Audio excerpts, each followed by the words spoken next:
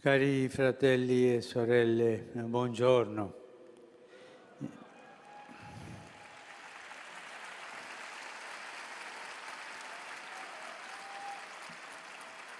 In questo ultimo tratto del nostro cammino di catechesi sulla famiglia, apriamo lo sguardo sul modo in cui essa vive la responsabilità di comunicare la fede, di trasmettere la fede, sia al suo interno che all'esterno. In un primo momento ci possono venire alla mente alcune espressioni evangeliche che sembrano contrapporre i legami della famiglia e il seguire Gesù.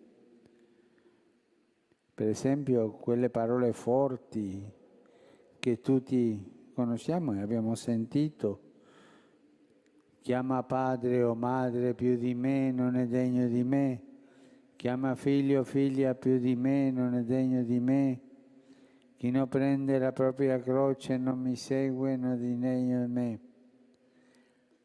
Naturalmente Gesù non vuole cancellare il quarto comandamento con questo, che è il primo grande comandamento verso le persone. I tre primi sono in confronto a Dio, questo è le persone, il grande. E neppure possiamo pensare che il Signore, dopo aver compiuto il suo miracolo per gli sposi di Cana, dopo aver consacrato il legame coniugale tra l'uomo e la donna, dopo aver restituito figli e figlie alla vita familiare, ci chieda di essere insensibili a questi legami. Quella non è la spiegazione, no? Al contrario, quando Gesù afferma il primato della fede in Dio, non trova un paragone più significativo degli affetti familiari.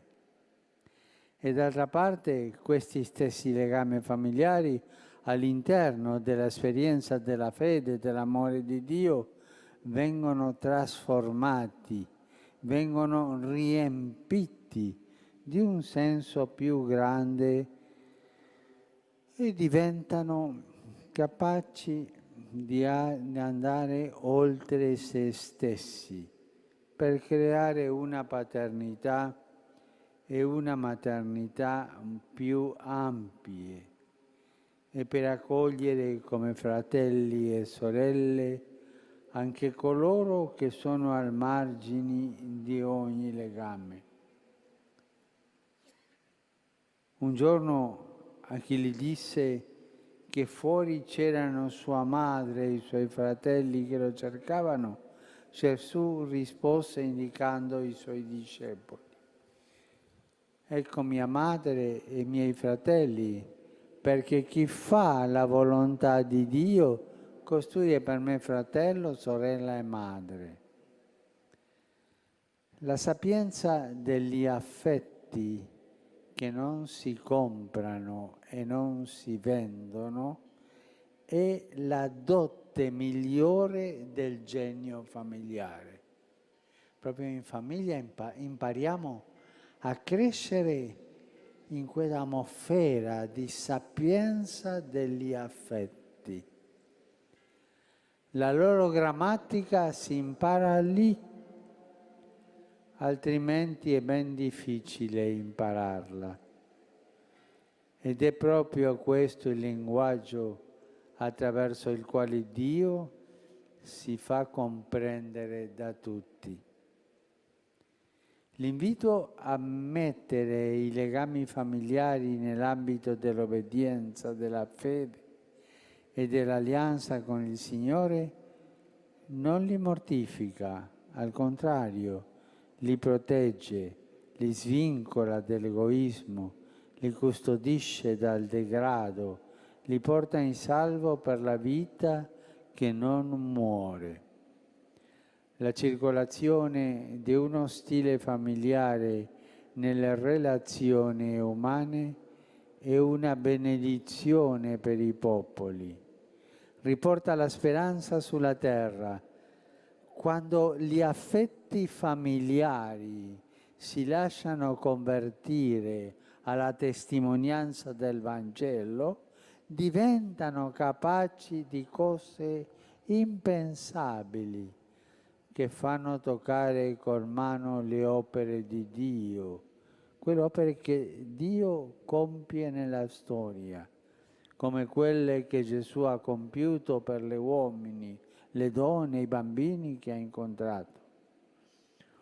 Un solo sorriso miracolosamente strappato alla disperazione di un bambino abbandonato che ricomincia a vivere, ci spiega l'agire di Dio nel mondo più di 1000 trattati teologici. Un solo uomo e una sola donna capaci di rischiare e di sacrificarsi per un figlio d'altri e non solo per il proprio, ci spiegano cose dell'amore che molti scienziati non comprendono più. E dove ci sono questi affetti familiari, vengono questi gesti dal cuore che ci parlano più forte delle parole, il gesto dell'amore. E questo fa pensare. La famiglia che risponde alla chiamata di Gesù riconsegna la regia del mondo all'alleanza dell'uomo e della donna con Dio. Pensate allo sviluppo di questa testimonianza oggi. Immaginiamo che il timone della storia, della società, dell'economia, della politica venga consegnato finalmente all'alleanza dell'uomo e della donna perché lo governino con lo sguardo rivolto alla generazione che viene. I temi della terra e della cassa e dell'economia e del lavoro suonerebbero una musica molto distinta. Se ridaremo protagonismo a partire dalla Chiesa alla famiglia che ascolta la parola di Dio e la mette in pratica, diventeremo come il vino buono delle nozze di Cana. Fermenteremo come il lievito di Dio. In effetti, l'alleanza della famiglia con Dio è chiamata oggi a contrastare la desertificazione comunitaria della città moderna. Ma le nostre città sono diventate desertificate per mancanza d'amore, per mancanza di sorriso, tanti divertimenti, tante cose per perdere il tempo e far ridere, ma l'amore manca. È proprio la famiglia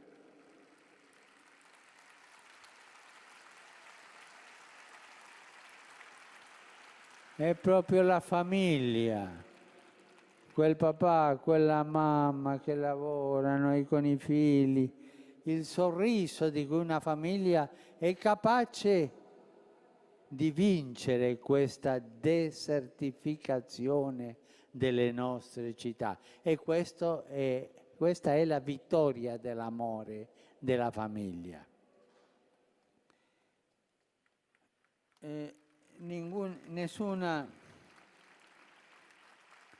Nessuna ingegneria economica e politica è in grado di sostituire questo apporto delle famiglie. Il progetto di Babele edifica grattacieli senza vita. Lo Spirito di Dio invece fa fiorire i deserti. Dobbiamo uscire dalle torri e dalle camere blindate delle elites per frequentare di nuovo le casse e gli spazi aperti delle moltitudini, aperti all'amore della famiglia. La comunione dei carismi, quelli donati al sacramento del matrimonio e quelli concessi alla consacrazione per il regno di Dio, è destinata a trasformare la Chiesa in un luogo pienamente familiare per l'incontro con Dio. Andiamo avanti su questa strada, non perdiamo la speranza. Dove c'è una famiglia con amore, e quella famiglia è capace di riscaldare il cuore di tutta una città con la sua testimonianza d'amore.